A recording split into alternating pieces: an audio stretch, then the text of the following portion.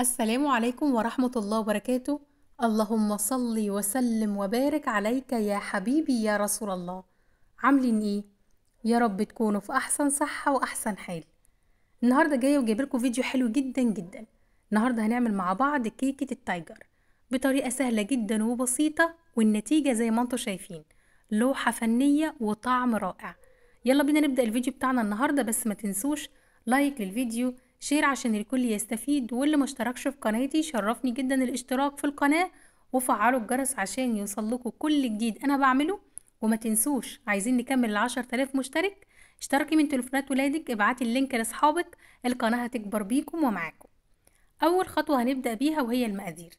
معايا 3 كوبايات كبار من الدقيق، كيس بيكنج باودر، كوبايتين كبار من السكر، 5 بيضات، كوباية لبن، كوباية زيت، معلقتين كبار من الكاكاو الخام، معلقة كبيرة من الخل، ذرة ملح وفانيليا. دي المقادير بتاعتي، سهلة جدا وبسيطة وموجودة في كل بيت. هنجيب شفشق الخلاط وهنبتدي نحط فيها كل المواد اللي عندنا ما عدا المواد الجافة اللي هي الدقيق والبيكنج باودر والكاكاو. حطينا الزيت زي ما انتم شايفين. هقول لكم المقادير تاني: كوباية من الزيت، كوباية من اللبن، وطبعا الكوباية اللي هنعاير بيها كل حاجة.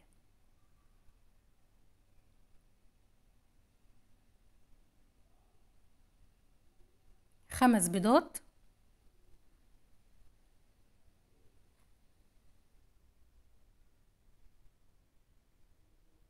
معلقة كبيرة من الخل، ودي مهمة جدا في ارتفاع الكيكة، بتخليها هايشة وتحفة. ذرة صغيرة من الملح، ودي بتعادل الطعم.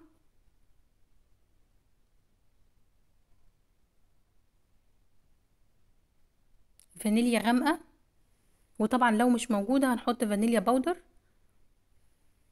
وبعد كده هنبتدي بقى ننزل بكوبايتين السكر. طريقة الخلاط دي حلوة جدا جدا وسهلة وبسيطة.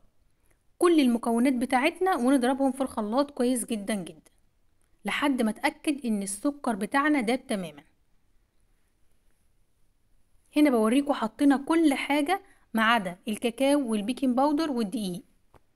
هاخد بقى المكونات اللي في الخلاط اضربها كويس جدا جدا لحد ما تبقى كريمي. هنا رجعت لكم، بصوا بوريكم المكونات اللي ضربناها كريمي خالص زي ما انتم شايفين كده. موضوع سهل وبسيط والنتيجة بجد رائعة.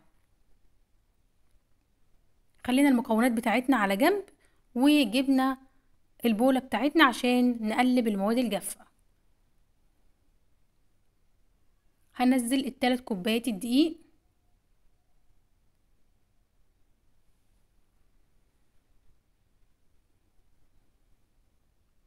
وعليهم كيس البيكنج باودر، واقلبهم كويس جدا مع بعض. هنسيب الكاكاو على جنب خالص لان مش هنستخدمها دلوقتي، واحدة واحدة هنمشي مع بعض خطوة بخطوة.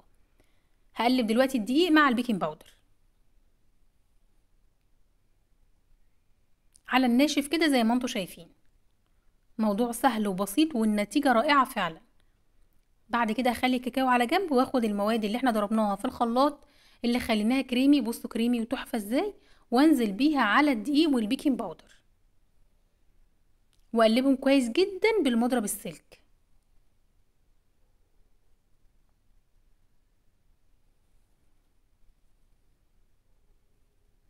زي ما انتم شايفين كده.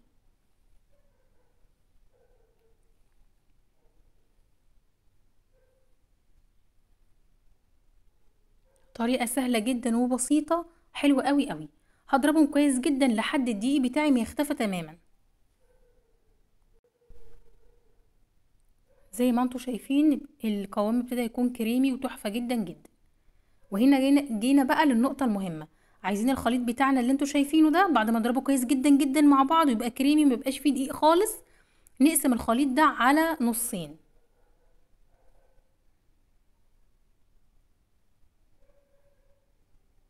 شايفين انا بضربه كويس جدا جدا. ده يا جماعة كيك عادي جدا هينفش وهيبقى زي الفل، يعني ما تخافوش. كيك الاسبونش بس هو اللي بنتعامل معاه بحرص شوية. بعد ما قلبتهم كويس جدا زي ما انتوا شايفين، هبتدي بقى اقلبهم على نصين. شايفين الخليط كريمي يجنن، تحفة، مفيش تكتلات دقيق، مفيش اي حاجة، حلو جدا جدا. طبعا هنا عمالة بتأكد، لا كتير، لا مش كتير، عايزة يكون نصين قد بعض او حوالي قد بعض.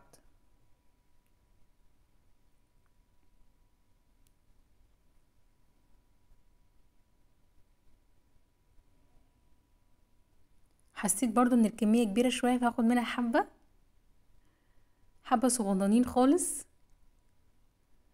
ودلوقتي بقى جه دور الكاكاو بتاعي. هاخد المعلقتين الكاكاو، معلقتين كاكاو كبار خام بدون سكر، ونزلتهم على النص التاني، وهنزل بصوا يعني حوالي كام معلقة لبن كده، 3 معالق مع كبار من اللبن. تمام، حبة صغيرين جدا، بس طبعا لازم ننزلهم لان احنا نعتبر حطينا حاجة زي الدقيق، فما ينفعش ان احنا نقلبهم على الخليط كده من غير معلقتين اللبن او ال3 معالق كبار من اللبن. هقلبهم كويس جدا بقى زي ما انتم شايفين كده لحد ما الكاكاو بتاعي يختفى تماما، ولونه يبقى تحفه زي ما انتم شايفين كده. بصوا تحفه، وطبعا برضو لازم يكون كريمي، ما يكونش فيه اي تكتلات، يعني نضربهم كويس جدا لحد الكاكاو بتاعي ما يختفى كده. بقى عندنا ايه؟ بقى عندنا الشوكليت والبيضه او آه الفانيليا. تمام، نصين، تحفه جدا جدا.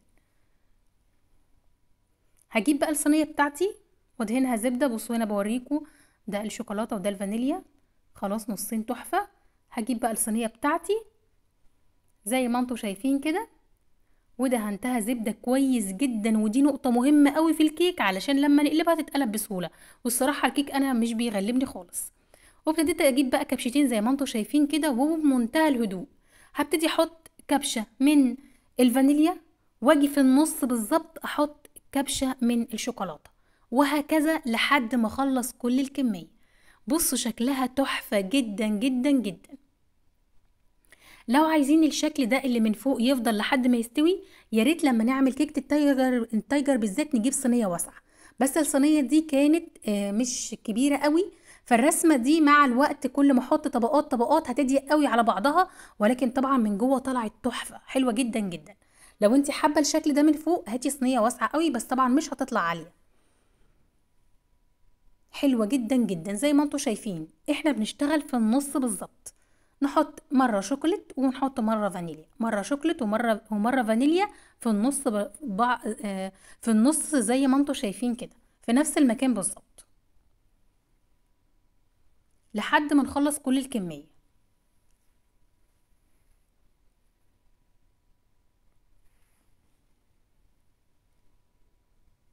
تجنن وتحفة، وطلعت هشة وريحتها جميلة جدا، وطلعت مرتفعة جدا، وبجد لوحة فنية من جوه، سبحان الله، حلوة قوي قوي قوي.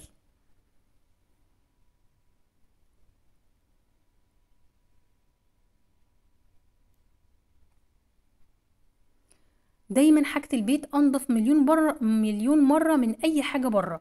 دايما اعملوا الحاجة في البيت يا جماعة، الريحة في البيت، تشغيل الفرن، الولاد يتعودوا، بجد بتبقى حلوة قوي حاجة البيت زي ما انتوا شايفين. وزي ما قلت لكم عشان الصينية صغيرة فابتدت الدوائر تضيق على بعضها وتبقى بالشكل ده.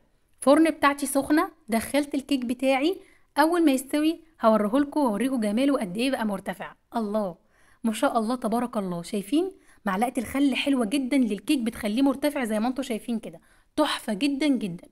طبعا هجرب بالخلة لانها مرتفعة جدا، واول ما اتاكد ان الخلة نظيفة هطلعها زي ما انتوا شايفين. شايفين لونها بره عامل ازاي؟